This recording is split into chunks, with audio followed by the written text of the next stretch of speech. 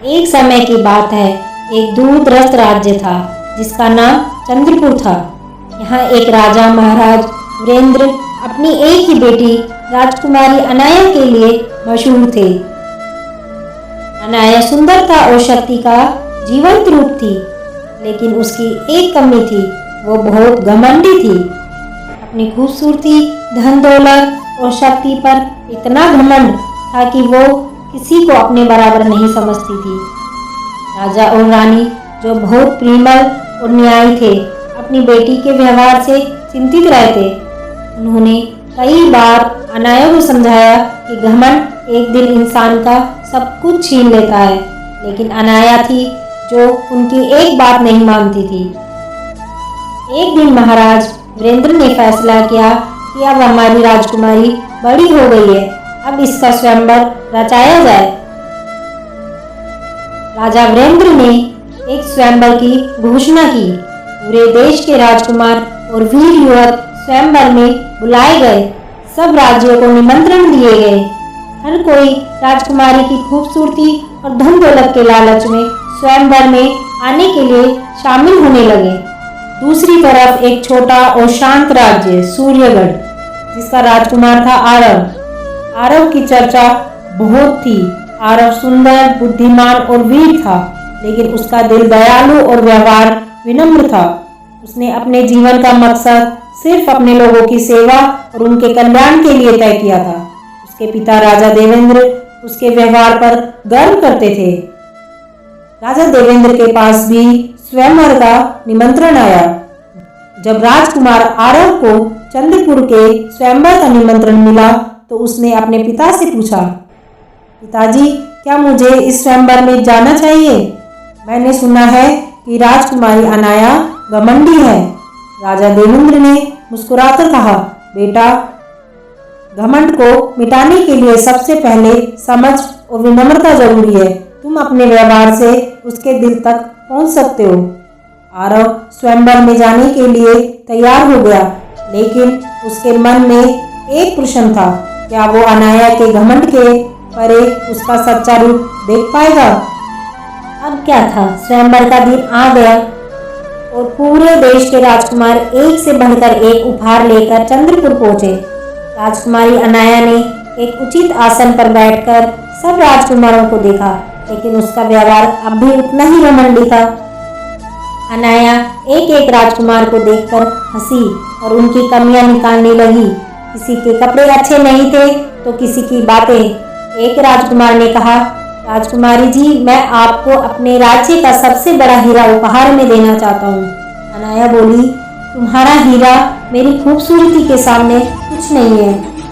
एक और राजकुमार ने कहा, मैं आपके लिए एक शक्तिशाली सेना लेकर आया हूँ।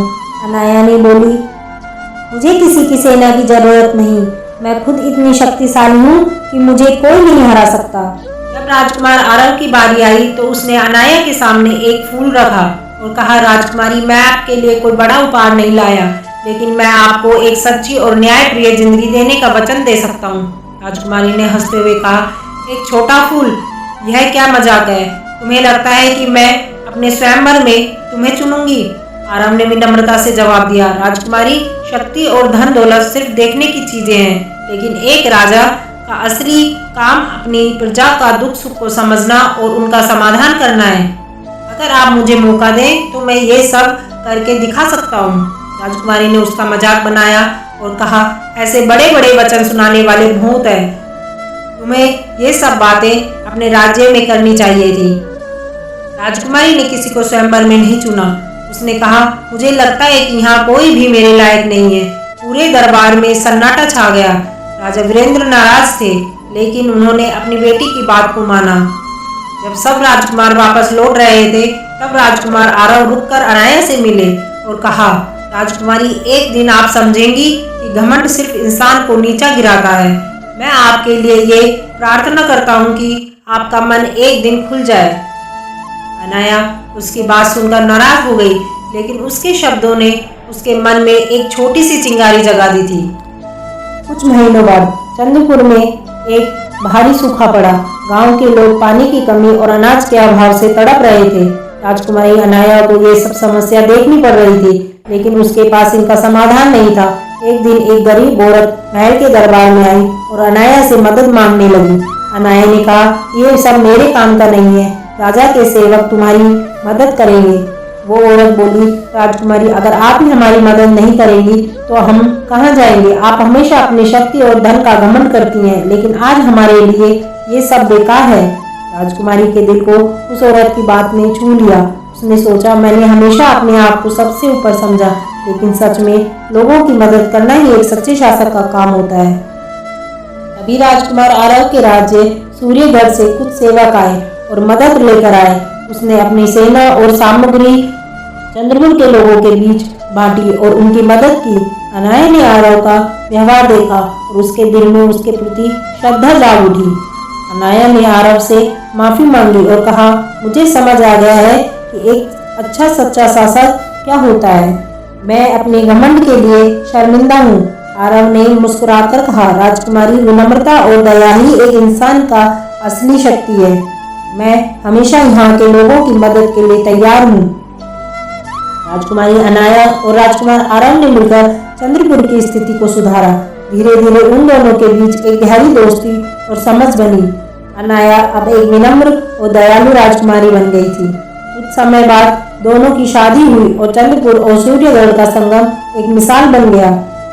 दोनों राज्य मिलकर अपने लोगों के कल्याण के लिए काम करते रहे। फिर मिलेंगे दोस्तों एक नई कहानी और नए वीडियो के साथ। राधे राधे।